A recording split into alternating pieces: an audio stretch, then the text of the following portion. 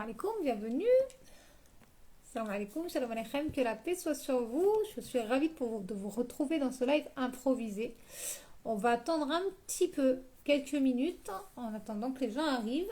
C'est un petit live surprise.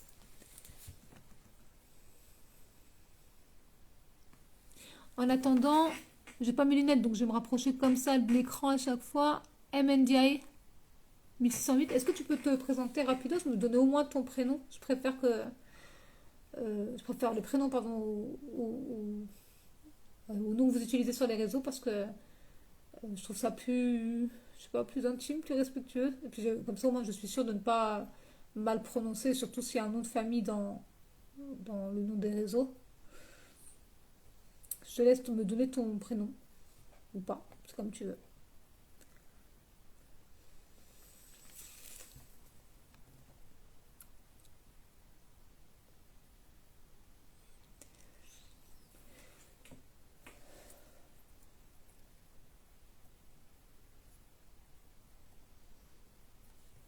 J'attends encore un petit peu.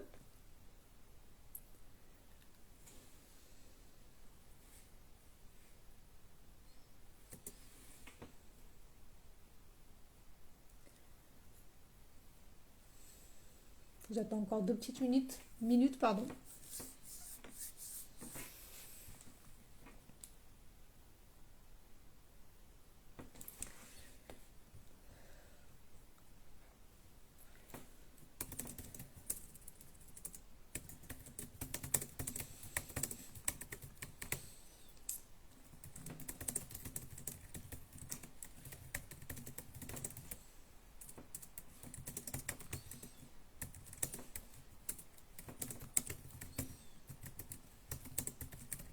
Peut-être que c'est pas encore votre heure midi. Alors 10 h du matin, ce n'est pas votre heure apparemment.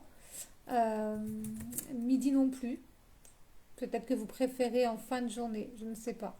Je vous mettrai un sondage en story, comme ça vous me direz à quelle heure vous préférez que je fasse les lives pour que vous soyez disponible. Et que moi aussi, du coup.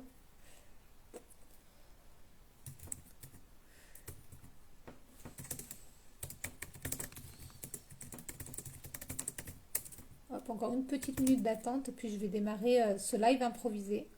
Je suis en train d'écrire en même temps. L'écrivaine puissance 1000. Et vous allez peut-être entendre le routeur, ou pas le routeur, le ventilateur, pardon, de mon ordinateur qui est juste à côté. Je vais avoir besoin de mon écran. Il souffle comme ça.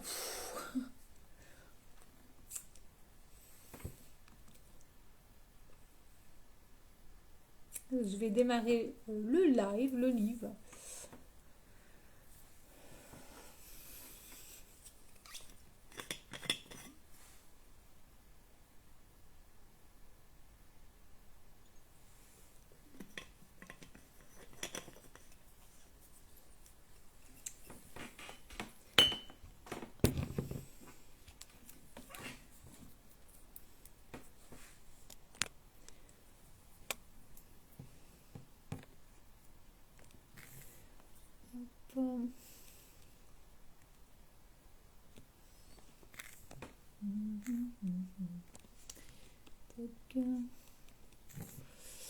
J'essaie de vous prévenir en même temps, même si c'est surprise, même si c'est un peu en retard.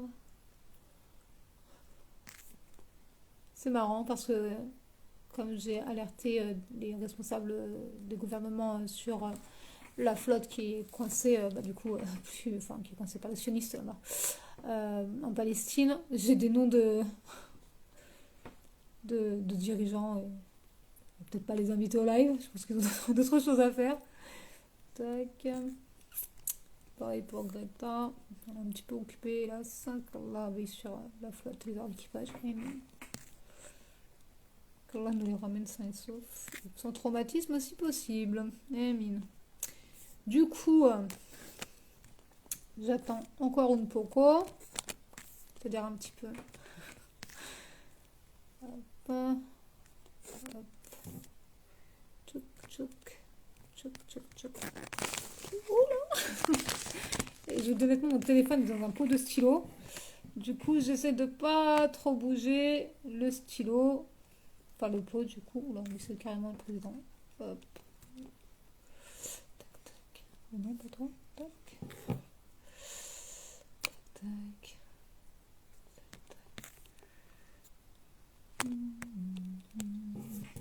Je vous envoie un petit message pour vous dire qu'on démarre. Un live improvisados. Désolé. Désolé. Ça va être plus simple comme ça.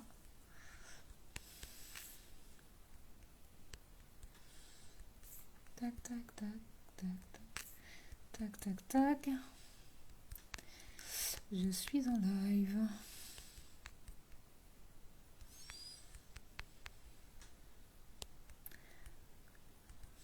Pouf, voilà. Ça vous laisse le temps d'arriver, Inch'Allah. Hop. Ok. J'ai plus d'écran. C'est presque pris. Oh bah, j'ai plus d'écran. C'est embêtant, j'ai envie de dire. Ah, me revoilà. Je pense que ça va être un live un petit peu cacophonique. Alors, est-ce qu'on va pas commencer ce petit live? Mon ordinateur qui fait les siennes. Je vais en profiter pour me présenter et comme d'habitude, si vous ne pouvez pas être présente et présent durant ce live, Inch'Allah, je l'enregistrerai. Et salam alaikum. Et vous pourrez regarder le replay. Hop. Salam alaikum, salam alaikum. Que la paix soit sur vous. Je vous laisse me rejoindre. Je vous laisse vous installer tranquillement.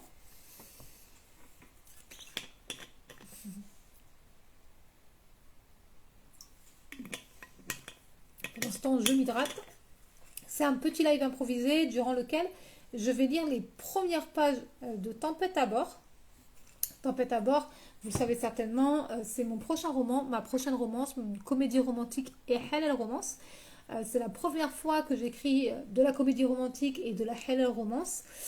J'aime beaucoup, beaucoup, beaucoup ce livre-là.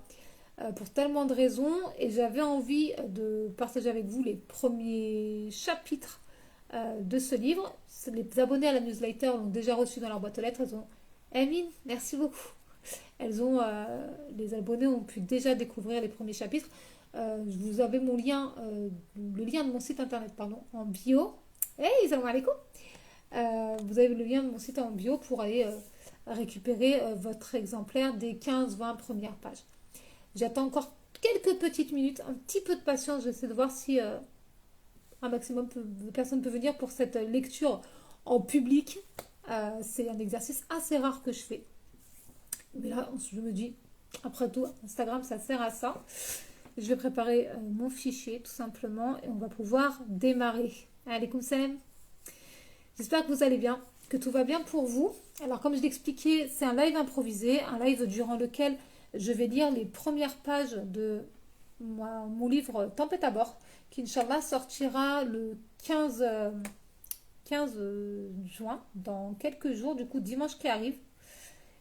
Et j'avais envie de partager ça avec vous, parce que je trouve que c'est un chouette livre, que j'ai envie que vous le découvriez. Et comme je l'expliquais, les abonnés à la newsletter, attention, ont déjà leurs 15 à 20 premières pages. C'est offert, c'est sur mon site internet et je vous ai laissé le lien dans ma bio tout simplement. Je pense qu'on va commencer. Ce qui sera intéressant, dites-moi après ce que vous en pensez, c'est qu'après vous allez pouvoir me poser vos questions comme d'habitude et j'aimerais qu'on soulève quelques points qui sont d'ores et déjà dans les premiers chapitres que je vais vous lire. C'est le prologue et le premier chapitre du livre Tempête à bord.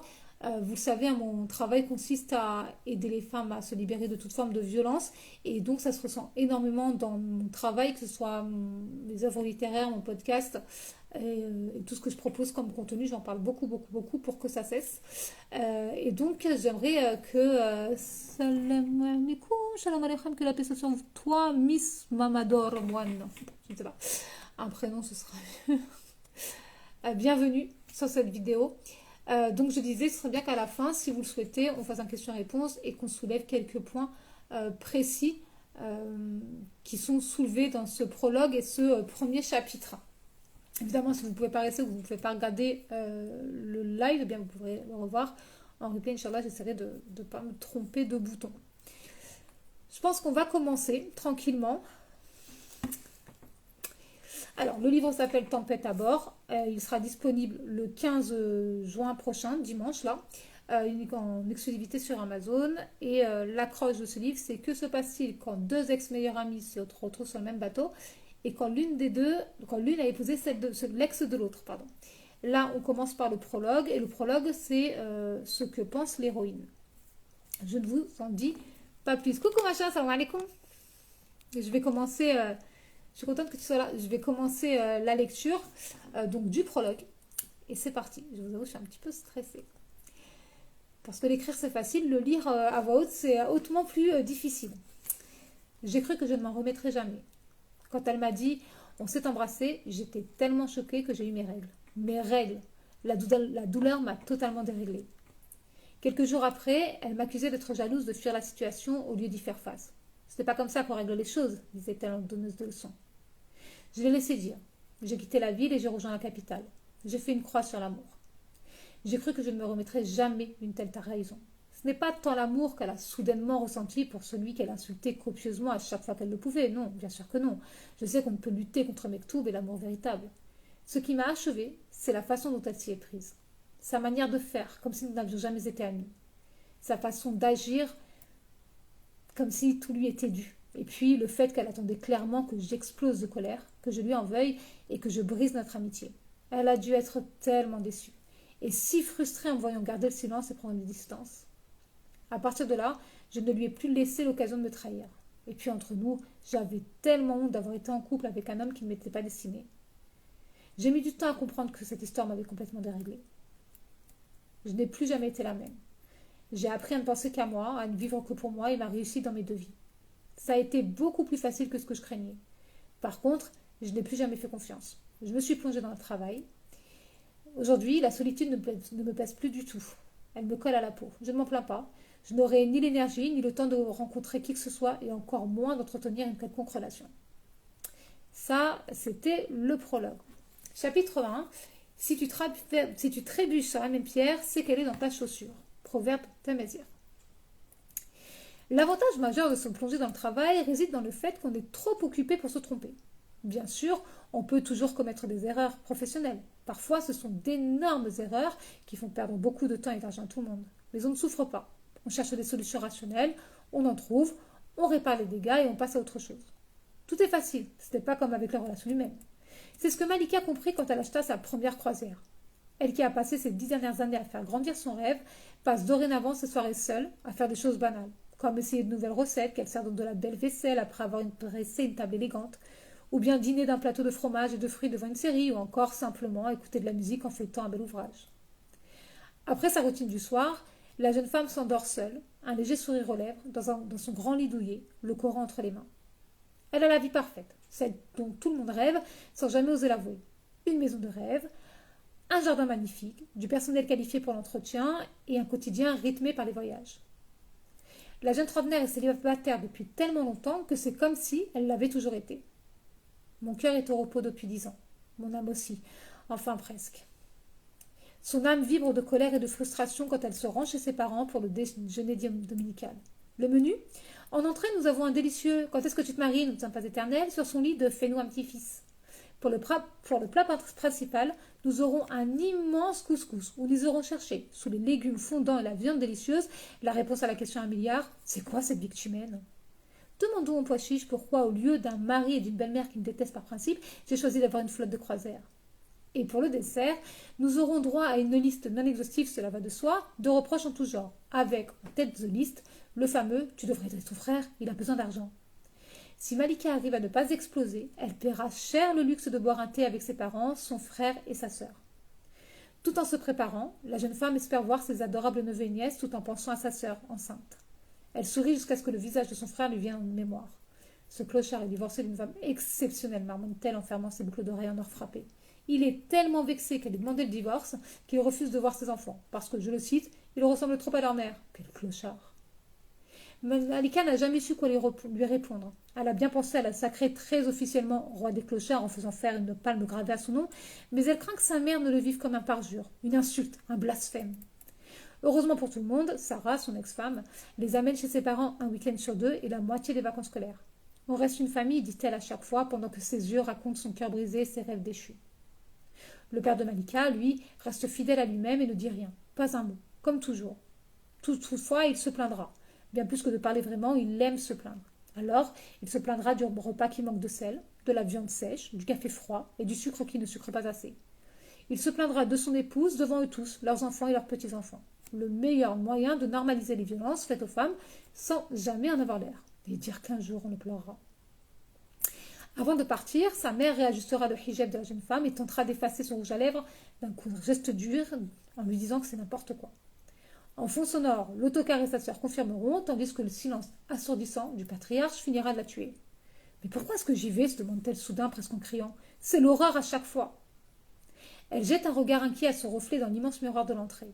Elle scrute sa peau mate sous tous ses angles, écarquille grand ses yeux verts en forme d'amande, noue ses longs cheveux ondulés en un chignon bas et lâche, plisse son petit nez et jette un regard avisé à son allure générale.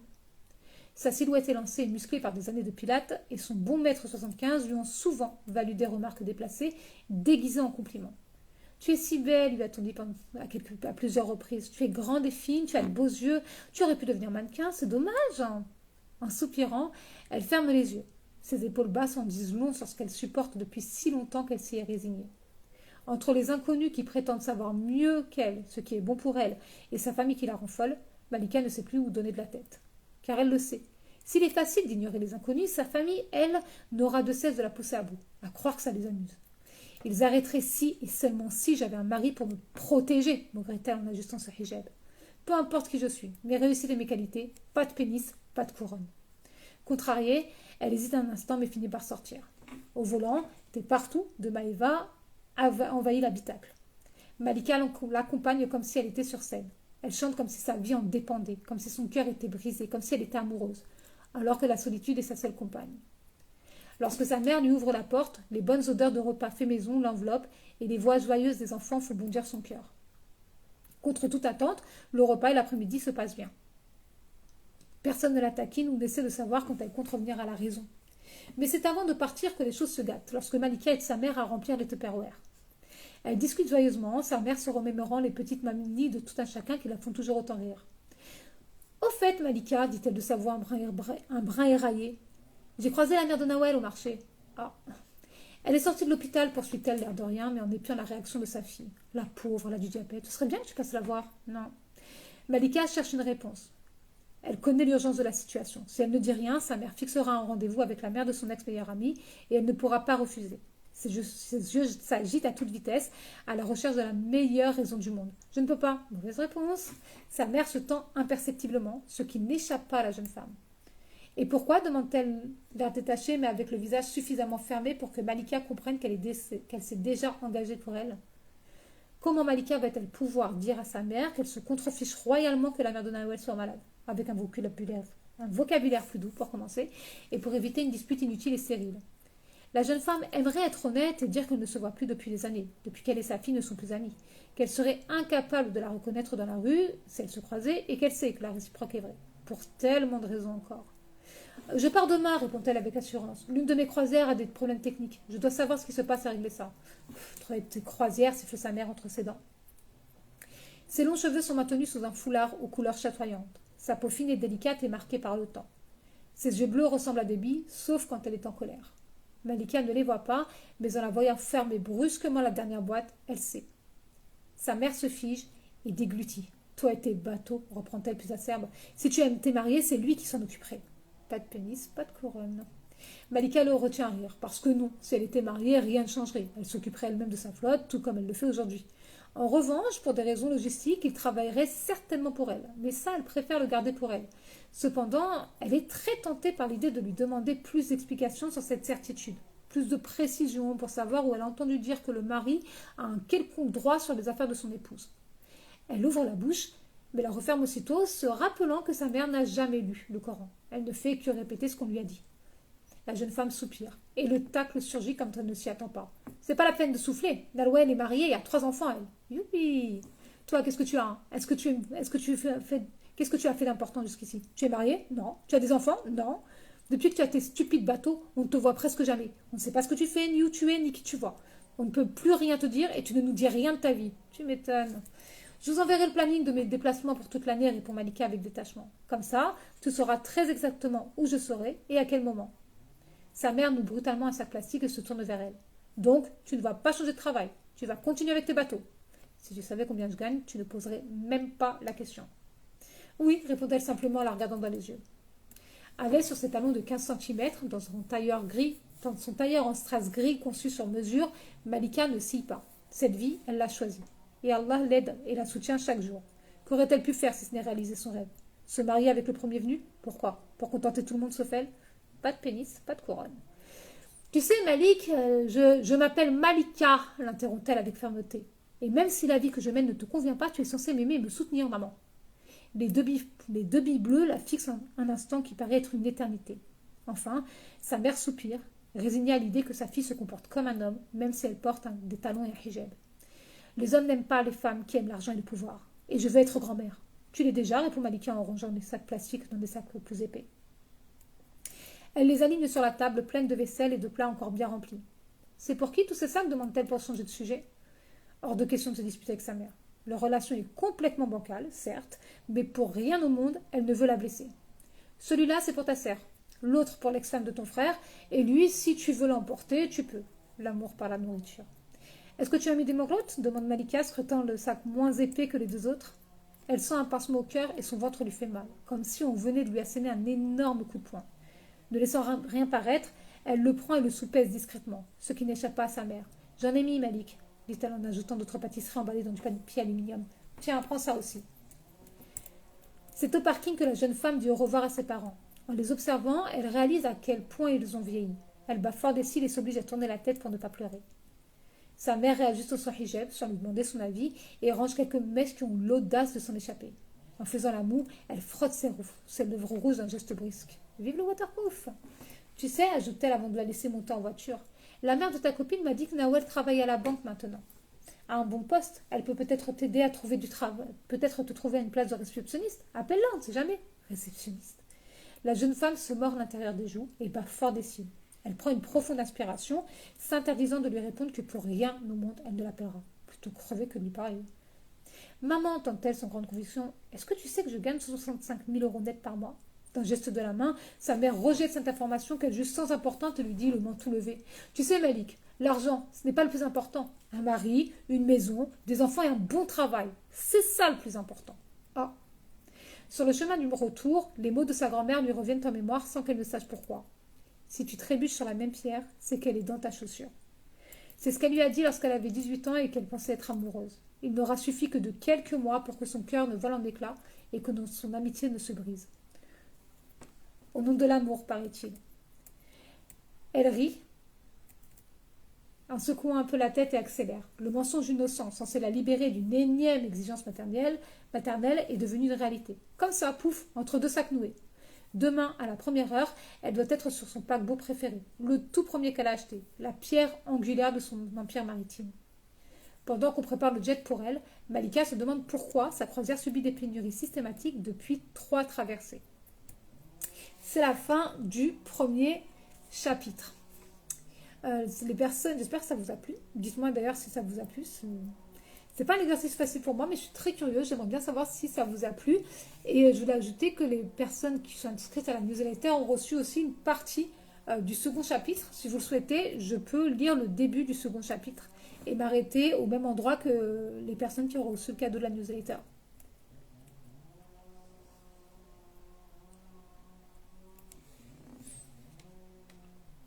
Ouais, c'est pas dit, je suis contente. Alhamdoulilah. Est-ce que tu veux que je lise un petit peu de la suite?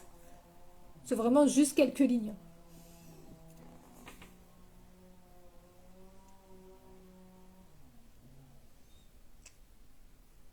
J'attends vos réponses. Et si vous avez des questions, d'ailleurs, vous pouvez. Ce que j'ai oublié de vous dire en début... Ouais, je suis d'accord, je vais lire la suite. Ce que j'ai oublié de vous dire en début, c'est que quand je parle plus bas, c'est que c'est les pensées de Malika. Il y a une petite note au début du livre qui vous explique que les pensées de l'héroïne sont à gauche et que les pensées du protagoniste masculin qui s'appelle Joshua sont à droite, et quand les deux pensent la même chose, les pensées sont au milieu. Le chapitre 2, du coup. L'adversité n'existe que pour aiguiser mon épée. Sur le point supérieur, avec une part de son équipage, Malika laisse Joshua, le capitaine, finir la réunion. En bas, on annonce l'entrée des passagers sur le bateau. Lorsqu'elle rejoint sa cabine dans la partie privée du navire, elle voit Joshua s'installer à quelques mètres. Une main sur la poignée de sa porte, elle le regarde discrètement. 2,10 m, une carrure de sportif, et elle sait qu'il l'est puisqu'elle l'a déjà vu son torse juste une seule. Et ça a suffi à la perturber pendant très longtemps. Elle rougit un peu en y repensant et se concentre sur ses yeux bleu azur, son teint hâlé, et cette façon qu'il a d'être à la fois décontracté et sûr de lui. Cet homme me plaît, ya Allah. Elle bat des cils et ses sourcils se rejoignent en une complainte silencieuse. Malgré elle, son regard s'attarde sur son visage parfait et sa musculature que l'uniforme met en avant l'air de rien. Mais quand Joshua tourne la tête vers elle, la jeune femme sent son cœur tomber jusqu'à ses pieds. Le visage cramoisi, elle lui fait un signe de tête dans l'espoir de se donner une contenance. Il répond d'un large sourire. Dentition parfaite, sourire à 1 milliard, yeux bleus azur magnifiques, teint allé parfait. Elle ne lutte plus. Elle sait qu'elle rougit et qu'il la voit. Elle se sent ridicule, mais ça lui est égal. Elle a lutté contre elle-même de toutes ses forces depuis le premier jour. Dès qu'elle l'a vu dans son hall d'immeuble et qu'elle a su qu'ils étaient voisins, elle a compris qu'il serait un problème pour elle. D'autant plus que dès le départ, Joshua était très honnête avec elle. Tu me plais, lui a-t-il dit d'une voix rauque, ses yeux plongés dans les siens. Bien sûr, elle se sentit décontenancée. Quand une gravure de mode fait un tel aveu, vous bégayez, n'est-ce pas? Malika, elle, a fait bonne figure, persuadée qu'il tentait juste de la séduire. Après tout, elle était la nouvelle propriétaire du paquebot. Mais elle a rapidement compris que ce n'était pas le cas, qu'il s'agissait d'autre chose. Elle aurait dû être flattée, et elle l'était sûrement un peu. Cependant, son cœur, cet idiot, lui, comptait autre chose. Il lui rappelait sans cesse la douleur passée, et son âme fragile et fébrile, lui parlait de la grandeur d'Allah qui unit les êtres, parfois de manière improbable. Au plus mauvais moment, murmure-t-elle, avant de se faire bousculer. Malika étouffe un cri et fait volte-face, prête à confronter la personne qui a eu l'audace de « Salam alaikum » lui dit l'homme en face d'elle. Les yeux écarquillés, elle n'en revient pas. Sa bouche s'assèche d'un coup. Elle déglutit difficilement et, avec lenteur, tourne le regard vers celle qui se tient à ses côtés. « Non, ya Allah, tout n'est pas ça !» Voilà. Ah, je lis super bien, mais je trouve que je lis trop mal. Alors, du tout le genre romance. Merci pour vos questions, j'étais en train de lire, j'essayais de ne pas bégayer. Je suis contente que ce soit fini. J'adore mon livre, hein, qu'on s'entende bien. J'aime beaucoup ce que j'ai écrit, pardon. Mais c'est pas un exercice facile pour moi de le lire. Alors, je ne connais pas du tout le genre romance. Ben, c'est des histoires d'amour. Et là, c'est tout simple. Il existe différents sous-genres de la romance. On ne va pas faire un petit cours de littérature. Mais là, il s'agit de halal romance. C'est donc une romance qui va respecter ce qu'on appelle les principes de l'islam. Il n'y aura pas, par exemple, de je te bloque contre le mur, tu ne peux pas partir. Il y aura pas de... En fait, il y aura du consentement, évidemment. Et il n'y aura pas de scènes à caractère sexuel explicite. Il n'y en a pas du tout dans mon livre.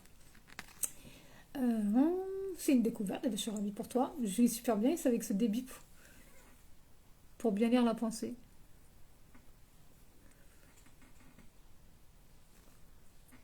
Le passage est génial. Qu'est-ce que ça me fait plaisir, franchement. Merci beaucoup.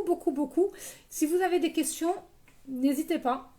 On a le temps d'y répondre. Ce que je trouve intéressant dans cette romance, en attendant de voir si vous avez des questions, c'est que dès le départ, le cadre, tu as une voix qui va bien avec l'histoire. C'est trop gentil, machin.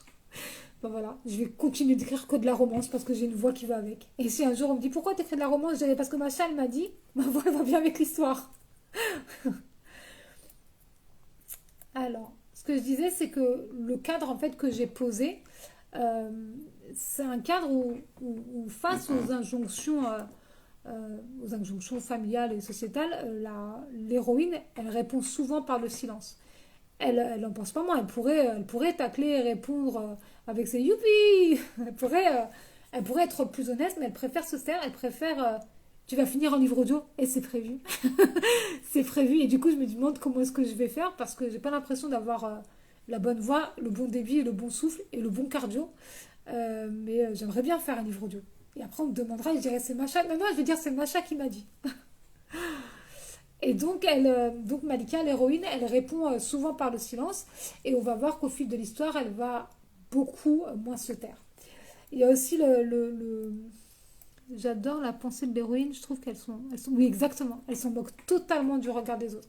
Ça lui passe au-dessus parce qu'elle nourrit sa relation avec Allah. Donc, elle a vite compris que, en fait, elle ne vit pas à l'horizontale. À l'horizontale avec tous les gens qu'il y a autour d'elle. Ton hijab, ton maquillage, et arrête de travailler, et marie-toi, et on veut des petits-enfants, tout ça. Ça lui passe au-dessus parce que elle sait qu'elle n'est pas obligée. Elle sait qu'elle fait rien de mal. Et elle vit sa vie selon ses propres règles. Elle est célibataire, elle est libre, elle est épanouie, ça lui convient très bien. Tu veux déjà me mettre des choses... Des choses... Je viens juste de découvrir le genre, tu veux déjà me mettre sur des choses sur le dos. Exactement. Je compte me dédouaner sur toi, machin. Dès qu'on va me dire, mais pourquoi? Parce que j'en ai assez d'expliquer. Pourquoi t'écris de la romance? Machin, elle m'a dit. Pourquoi tu fais un audio? Machin, elle m'a dit. Du coup, ils viendront te voir, ils te poseront la question. Bonne chance! Il y a aussi dans le prologue, je raconte tout de suite la blessure pardon, à laquelle a fait face Malika l'héroïne, la trahison amicale qui a fait qu'elle s'est complètement refermée. Elle n'a plus laissé place ni à l'amitié ni à l'amour. L'amitié, c'est une forme d'amour. Elle a fermé ça. Clac, clac, clac, elle a bloc. Elle a bloqué toute forme de relation amour, y compris les amicales. Les amicaux, les amicales. LES à la fin. La langue française n'est pas facile même pour les personnes nées en France. Hein. Donc elle a fermé toute forme de toutes les portes. Je me suis embrouillée toute seule. Elle a fermé toutes les portes qui pouvaient la mener à l'amour, que ce soit l'amour romantique ou l'amour amical. Et elle s'est concentrée sur son travail et c'est d'une certaine manière ce que lui reproche sa famille. Et une chose que je trouve bien avec la romance halal, c'est que je retrouve les mêmes bases de la poésie arabo-andalouse musulmane. C'est fort probable. C'est fort probable. Et peut-être parce que les personnes qui écrivent de la romance halal ont cet état d'esprit-là. Peut-être. Qu'est-ce que je disais?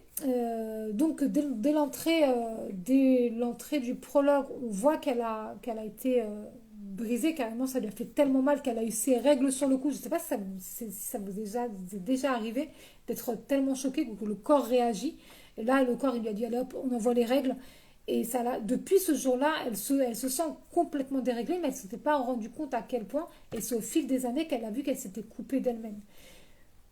Et j'ai pas basé mon histoire en disant cette histoire-là qui l'a rendue plus forte, elle est plus solide.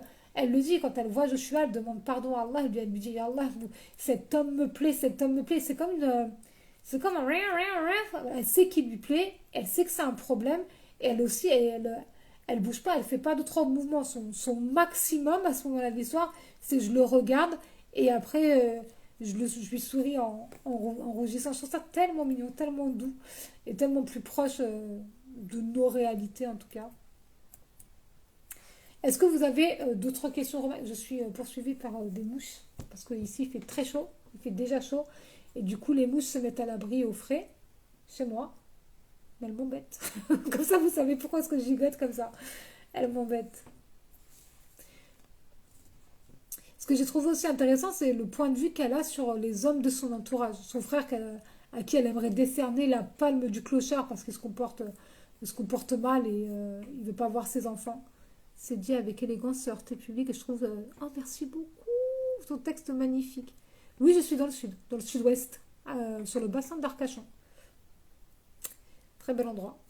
Beaucoup de plages, beaucoup d'huîtres. Et j'aime pas les huîtres. Voilà, et elle a son frère qu'elle appelle le clochard, ou le tocard, et elle associe son père qui est très très très silencieux, lui dit rien, il fait que se plaindre, et elle se fait la remarque que tout le monde accepte ces formes de violence, des violences banalisées, et elle se dit qu'un jour ils le pleureront quand les huîtres c'est merveilleux, quand il mourra, tout le monde le pleurera, même s'il n'a pas un comportement sain et respectueux. Bah écoute, Macha, si tu passes, tu découvriras les huîtres. Moi, j'aime pas, mais je peux comprendre qu'on aime les huîtres, il y en a partout, partout, partout. Parce que sur le bassin, quoi, du coup, il y a des ports partout et des pêcheurs d'huîtres. D'ailleurs, ce sont des gens très courageux. Ils se lèvent à 5h du mat parfois même plus tôt en été, puisqu'à 5 heures il fait déjà jour. J'adore les observations de l'héroïne. On sent que c'est une personne qui est très sensible. C'est vrai. Oui, c'est vrai.